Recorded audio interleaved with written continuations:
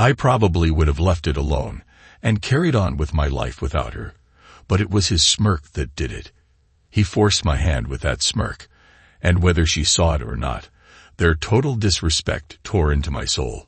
It was obvious that Samantha, my wife of 6 years, wouldn't be my wife for very much longer. Part of the problem in our marriage was that I had been working too hard for the past 6 months. I was in line for a big promotion, and with it would come a very large bump in salary. That meant Sam could quit her job, and we could start our family. Another problem was that Samantha is a beautiful woman, one of those drop-dead babes that never learn to be assertive when men flirt with her. She didn't exactly flirt back, but she has a wonderful smile that sends the wrong message. Since Sam bears a close resemblance to Scarlett Johansson, with the same beautiful face and great body, only taller, men naturally gravitate to her. I had my suspicions for a while. She was working too many late nights, and there was more travel out of town. But the smirk on his face at their company holiday party, that was the smoking gun. I almost had to force Sam to invite me to this party, and now I knew why. Respect is a big thing in my family. My name is John Simon Selly, by the way. If you'll indulge me for a few minutes, I'll give you just one example. Back in high school, I was the all-star shortstop for the varsity squad. It was early in the season, and we were facing the team that had the best chance at keeping us from a conference championship. The opposing pitcher threw a fastball right at my head. The ball missed my face but hit me in the helmet. I got up and started jogging to first. I looked over at the pitcher, and he gave me a smirk, then quietly mouthed, "Wimp." I charged the mound and surprised the heck out of him. Instead of playing patty cakes like most baseball fights, I whacked him with my fist right in the nose, breaking it and sending blood gushing all over his pretty white uniform. All hell broke loose after that. I was suspended, awaiting a hearing on whether I'd be permanently banned. My coach was fairly disgusted with me, but my old man agreed with me when he took me home. "I saw what that jerk did and said to you, you can't let these clowns disrespect you. It all goes downhill after they know they have you by the balls." The coach's disapproval bothered me, though.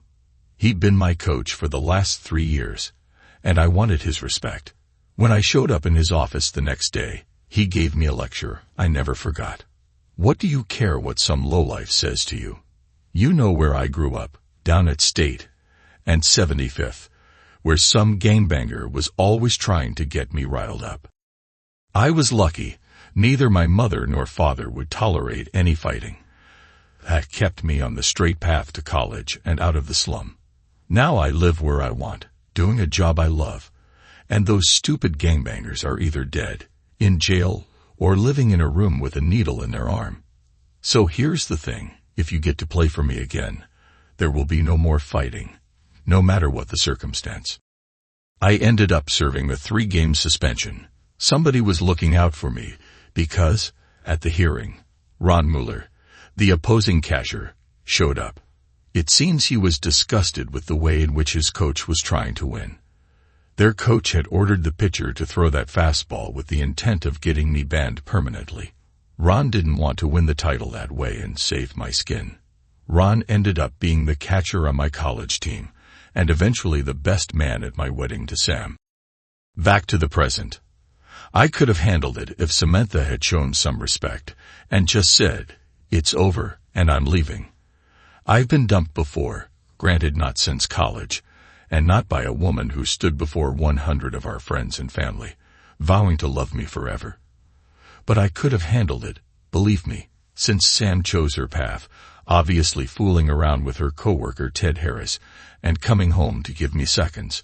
I found myself like one of those cartoon characters, my coach on one shoulder whispering in my left ear, "Take the high road," and walk away. My father on the other shoulder shouting in the right ear, "Crush them both, son."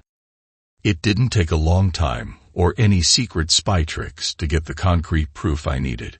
Monday morning after her company party, I took off work, hired a divorce lawyer, and retained a private detective. The first night that same week, when Sam called to tell me she was working late, I called the ex-police detective, and he followed them to the jerk's townhouse. No photos of them actually fooling around, but I'm certain they didn't spend 2 hours in his townhouse analyzing spreadsheets. Everything was ready for Sam's next visit to his place. Friday night she called to let me know she and a couple of the women from the office were having drinks and dinner. Don't wait up, John. It's been a while since I had a girls' night out. An hour after her call, I drove over to the address the detective had given me, and there was Sam's car parked in the drive. I knocked on the door and was surprised when he answered the door standing in his bathrobe with that same smirk. Don't get any ideas, John. I'm a black belt in karate. I'm not here to start anything, Ted. She's yours now, and the last thing I need is a lying, cheating woman for a wife. Tell Sam to come to the door so I can deliver these papers. I showed him the manila envelope. Sam, come downstairs. No need to hide. Sam came down the stairs wearing a robe that matched the jerk's. I almost smiled. Sam, here are the divorce papers. Get yourself a lawyer and have him or her contact mine to work out the settlement. Do not come home tonight or any time before tomorrow evening. By then, I'll have my stuff out of our apartment, and you can come back. Sam took the envelope as if it were radioactive. John, my folks and my brother's family were supposed to come for brunch tomorrow. What am I supposed to tell them if I'm not there? Not a problem, Sam. Just before I came over here, I emailed your brother and gave him this address. I told him you and Ted would be hosting your family here instead of at our apartment. I'm assuming he'll get the message in time. If not, I'll let them know about the change in venue when they arrive tomorrow. Bye. I looked at Sam. She was starting to break down and cry, but then I saw it on her left hand and almost lost my cool. Sam, you didn't even have the decency to take off my grandmother's wedding ring when you fooled around with this bastard. Give it to me now. The ring you gave me is in the envelope with the divorce papers. Sam broke down completely, but did get the ring off her finger. I left without saying another word. I wasn't completely surprised when the doorbell rang Saturday morning at 11 a.m. Maybe her brother didn't get my email in time after all. This will be awkward, I thought when I looked out the window to see Sam's family on the porch. I didn't have a clue how awkward until I opened the door. John, we're sorry. I got your email, and I talked to Sam. Can we come in and talk? For the next hour, her brother, mother, and father did their best to convince me I should let Sam back home and drop the divorce. It seems Sam went to her brother's house after I left her and Ted, confessed everything, and asked for their help. Sam knew I loved her mom and dad, especially since my folks moved to the Sunshine State after my dad's retirement.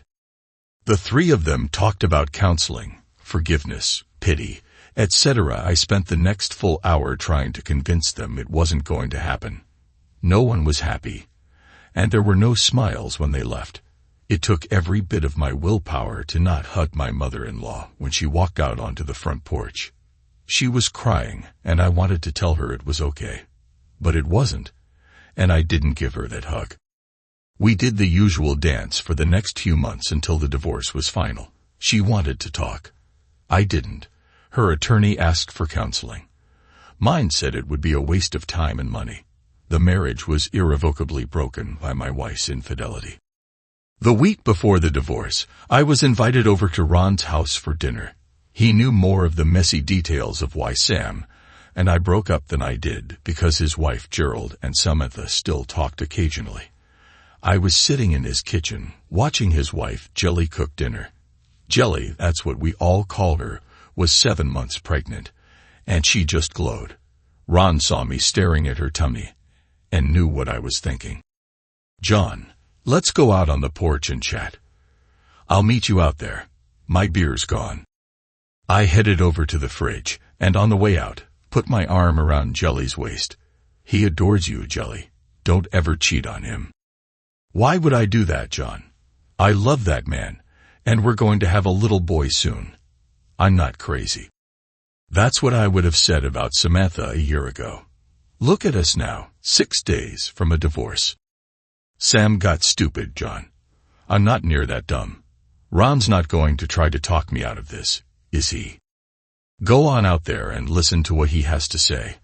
I'll tell you what I tell Sam every time she calls.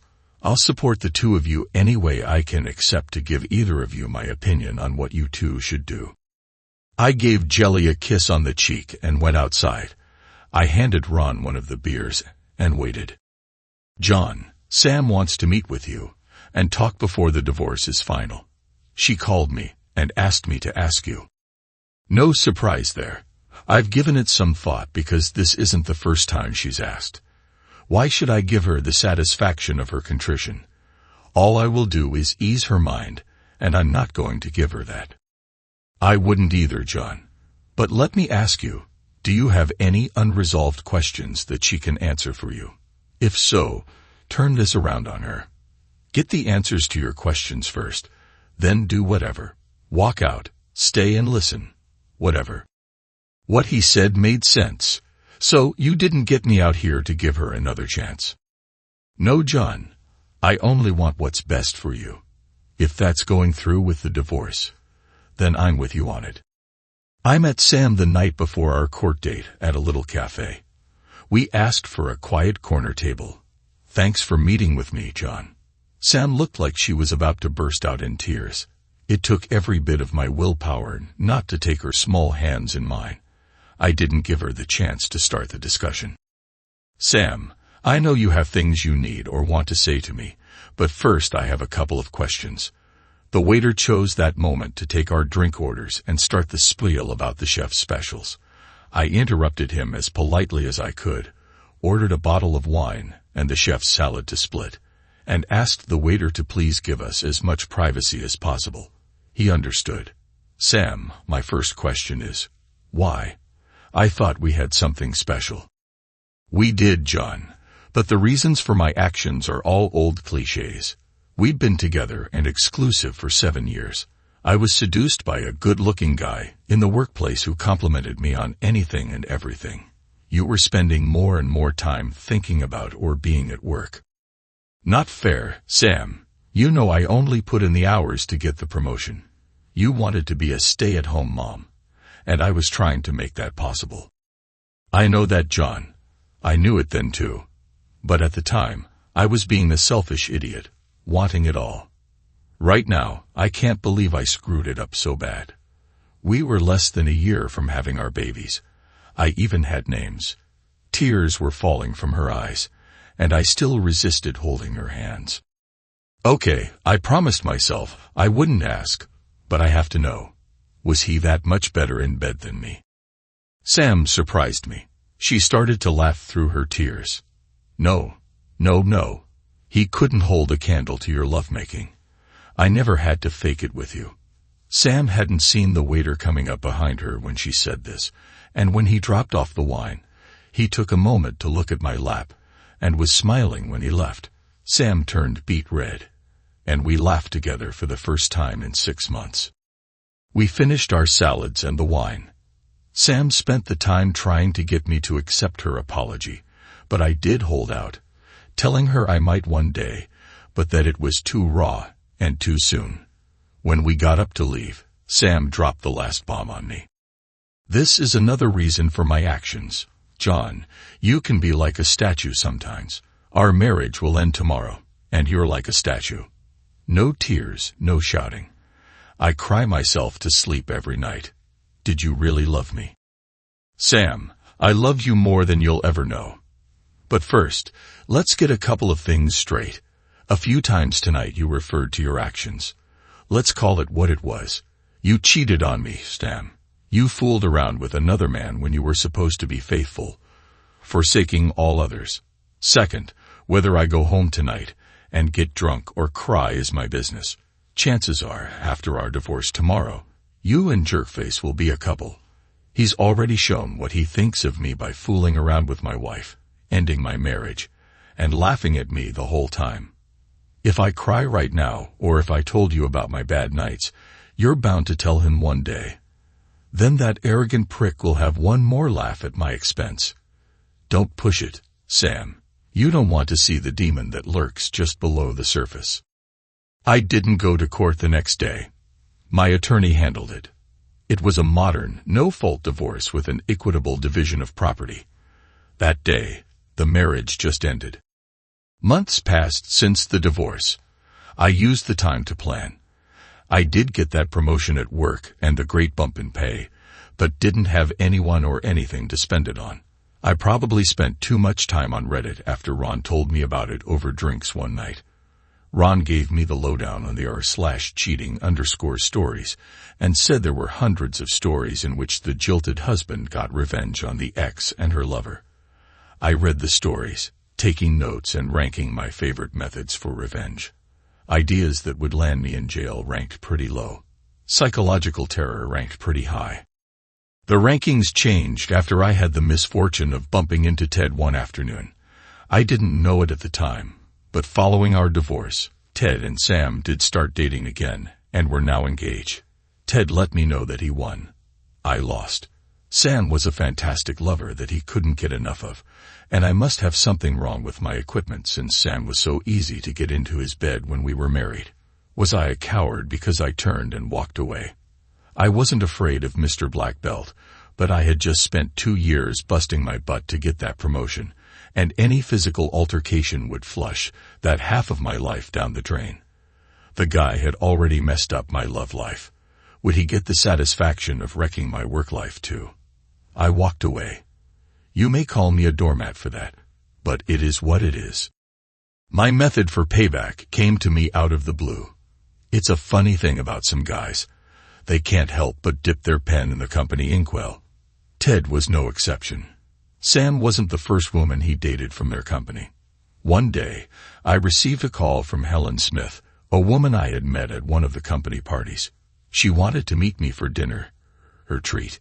Ted and Helen were getting serious, she thought, when suddenly he treated her like a disease. Ted dumped Helen when he decided to pursue my wife. Things heated back up between Ted and Helen while Sam was fighting our divorce, but immediately turned frosty when the divorce went through and Ted and Sam became a couple again. Helen was pissed, and hell has no fury like a woman scorned. How could you let Ted steal your wife without so much as a whimper? I was at that holiday party last December and saw the way Ted acted. I was still in love with Ted and was hoping you would fight for your wife. You didn't do a thing. Are you clueless or just a wimp? This dinner invitation was Helen's attempt at giving me some backbone. I sat back, took a drink of my wild turkey, and thought about how I would answer her challenge. Helen, sorry, I don't know you and don't know how much you can be trusted. Trust is in limited quantity at the moment. But I can tell you I am not a wimp, and that someday there will be repercussions. Ever hear the saying, revenge is a dish best served cold? Helen looked at me. Damn, I didn't think. You're Sicilian. That's right. And if you're really interested in some revenge, then just sit tight for a while, and one day I'll call you and ask for a favor. Nothing illegal, but very important. I went home that night, and my ideas started to gel. But could I trust Helen to keep her mouth shut? I discreetly made an inquiry to someone I could trust, and he confirmed Helen's story. Helen and Ted had dated, and their breakup coincided with Sam and Ted's now open relationship. While we talked, my source apologized for having missed the first affair and not giving me a heads up. He graciously offered that the company's senior management was tired of the romantic trauma surrounding Ted's affairs, were in the process of rewriting the corporate policies regarding workplace romances, and that Ted was rumored to be skating on very thin ice. During my separation and the 2 months since the divorce, I'd been hiring an escort for my sexual and social release.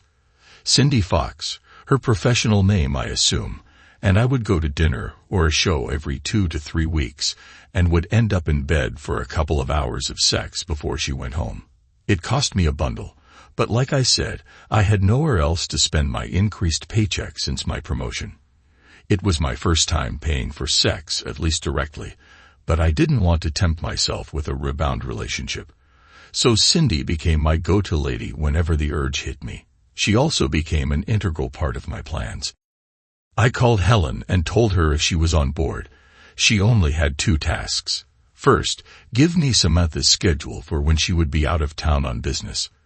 Second, at the right time, approach Ted and ask him to meet her in a public place to get closure. Helen called me the next day. Sam was scheduled to be out of town in 2 weeks for 3 days and nights. Helen contacted Ted and arranged to meet him the first night of Sam's trip at the downtown Hyatt Lounge, just for drinks and conversation. But I'm certain Ted was thinking he might end up with Helen one last time. Cindy was laughing when I explained the first part of my plan, but I really shocked her when I laid out part 2. Cindy, do any of the ladies that do what you do ever get a social disease? I'm not talking about any deadly stuff like AIDS.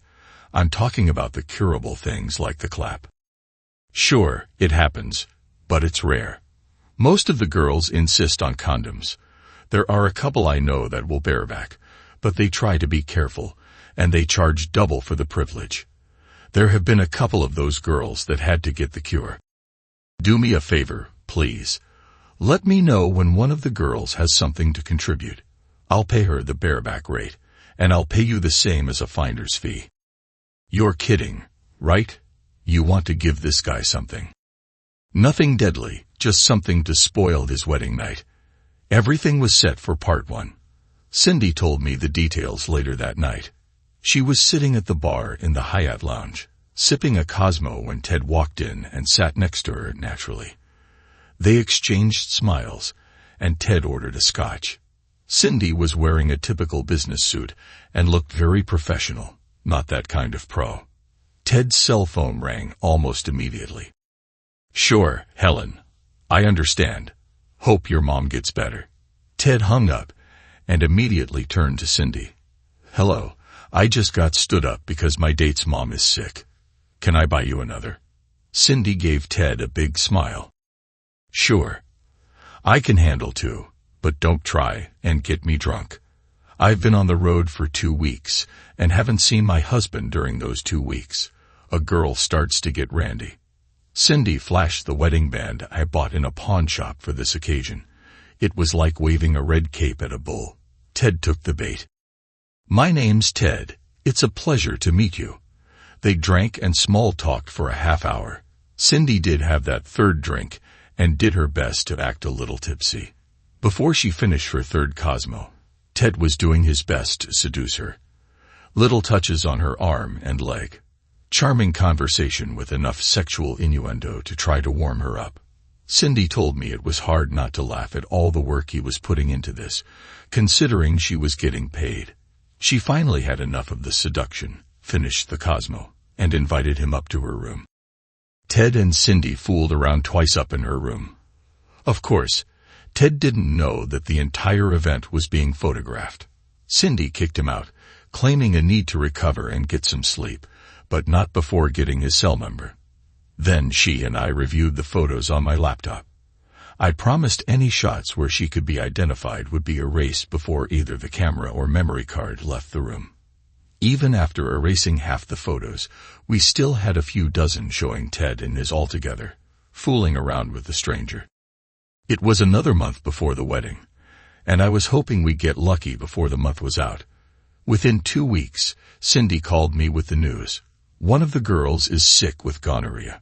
I only found out because she's asking me and another girl to cover while she takes the cure. Did you tell her about my request? Briefly, she's willing to have a conversation, but be aware she's a mercenary and will probably charge you another double because she figures you'll have a hard time getting a replacement. What about your rate? Does that change? No, I figure we have a deal, and you always take good care of me. Which is true because I've always tipped her an extra C note.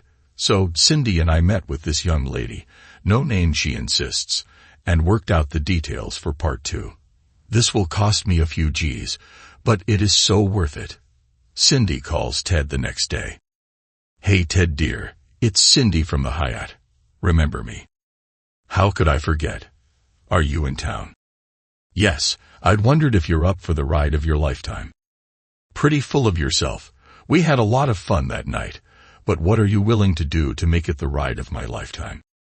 I'm here at the Hyatt with a coworker. She's a wild one, and after what I told her, She thought you could handle us both this evening. Can you get away? Of course, Ted's self-image made him believe that two women would want to fool around with him. I just need to make a quick phone call, and I'll be in the lounge. Not the lounge, just come up to room 449. We'll be here. Bring some Stoli, chilled. When Ted arrived at room 449, our mystery girl was there, but no Cindy. Where's Cindy? Ted asked. Got a call from home. Her son is sick, and she's back in her room walking her husband through the routine. She said it's his first time dealing with a sick kid, but you and I can get started, and they did. Cindy never showed up, but our mystery girl did her best to make Ted forget about the threesome. After he left at 10, she met us at a local coffee shop and collected the balance I owed her. I admit I felt kind of guilty doing this to a guy, but he's such an ass that by the time he left, I almost felt good about it. She picked up the envelope and walked out the door. Cindy looked at me and shrugged. Told you she's a mercenary. You paid me for the night. Wanna go to your place and fool around? I did, and we did. I waited until the week after the wedding and finished my project. Both Sam and her company received envelopes in the mail with phony return addresses. Both envelopes contained a brief letter and a set of photos. Sam's letter read, Dear Mrs. Harris, sorry to be the bearer of bad news, but it seems your husband and my wife have been seeing each other when she was traveling to your town. The PI hired to get me the proof provided me with these photos. I only included those that show his face, so you would have no doubt it's him. I wasn't going to inform you except I just received word from my doctor that she's infected me with a social disease. You may want to get tested.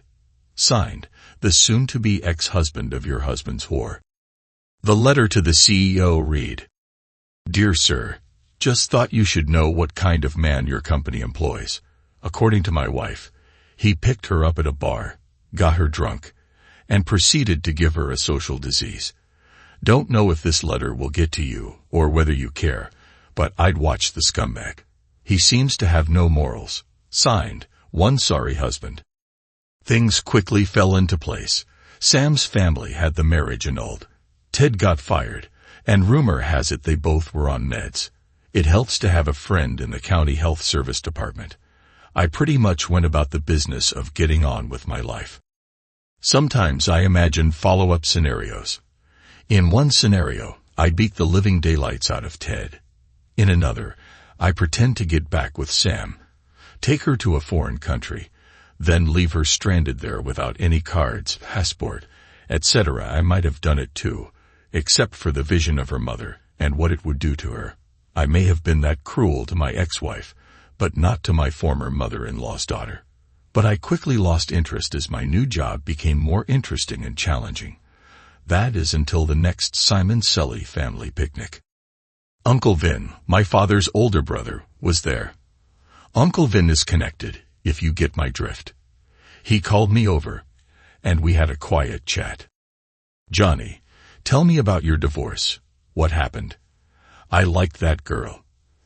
I gave Uncle Vin the Reader's Digest version of our breakup. What did you do about it? Then I explained what I had done to seek revenge. That's wicked, but not exactly scorched earth. No, Uncle Vin, I did my best to put it behind me. Take the high road. I told him why. That's good, and those are great reasons. You know, that baseball coach really did you a good turn. Uncle Vin wasn't any more or less a bigot when it came to racial matters, but he always thought it was funny that a black man from the Chicago slums had as much influence on my life as my father. If you took after that hot-headed dad of yours, you wouldn't be the man you are today. Many times, I had to settle my baby brother down, or he would have wound up dead or in jail. You ever talk to Coach Price?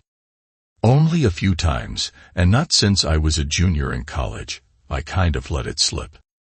You should look him up. He volunteers at the Boys and Girls Club down on West Palmer. Let him know what he's done for you. A man likes to hear that once in a while. But right now, walk over to your father, give him a hug, and tell him you love him.